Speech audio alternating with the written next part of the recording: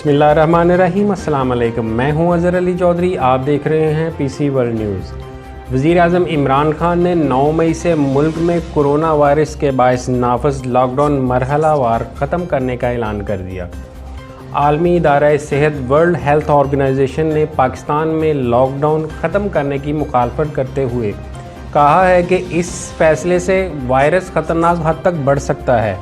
मुल्क में गुज़श्ता 24 घंटों में कोरोना वायरस से मज़ीद 48 अफराद जान बाग हुए हैं, जबकि मज़ीद 1794 कोरोना केसेस सामने आ गए हैं। वायरस के फैलाव में अचानक तेज़ी आने के बाद हुकूमत लॉकडाउन में नरमी कर रही